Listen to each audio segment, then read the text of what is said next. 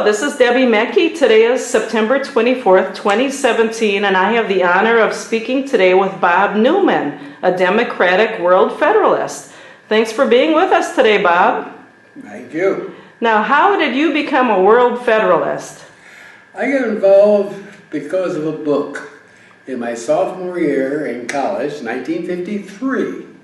And this was a guy who, Morgenthau, Hans Morgenthau, out of Chicago, who said, the UN isn't much. He wrote it about 1948, 1949, somewhere's in there, right? I think before 50. So he was putting that down. He says, hey, the world's going to go on playing power politics. That's what he titled his book, like they've always done.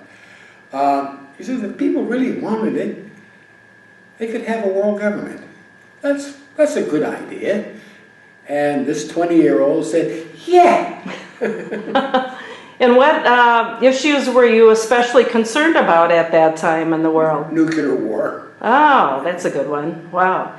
Did you have anybody in your past who inspired you to become an activist or led you caring about the world? Paying attention, I grew up in the South. So there's Martin Luther King, who's trying to change what, I stepped into as a 11-year-old.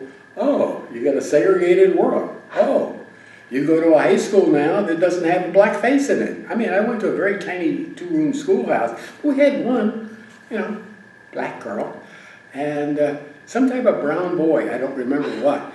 But, in 5th grade, you don't remember back too much the first couple of years.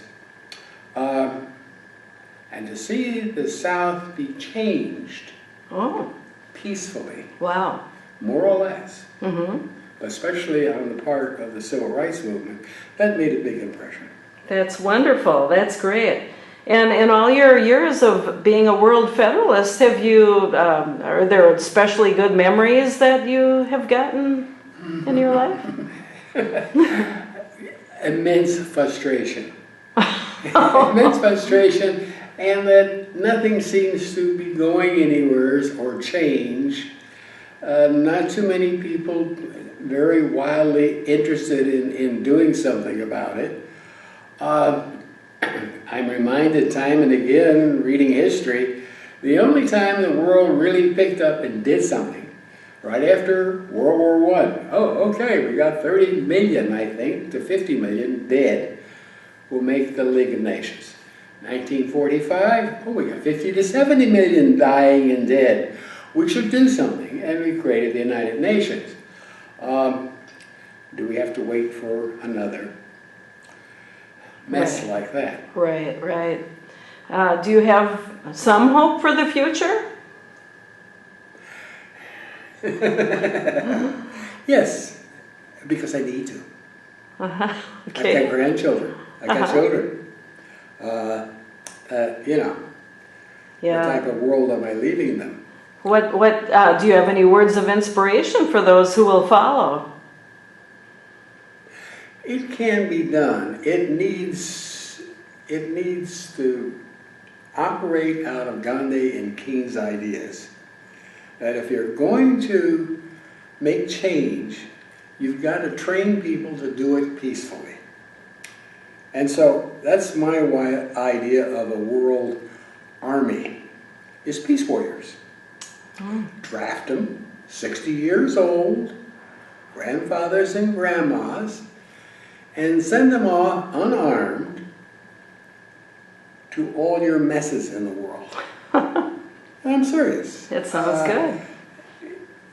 Some of it's going to take decades to change. I mean, to get the Saudi Arabians to say women are equal and should be, at least by law, allowed a little bit more, it's going to take a long time.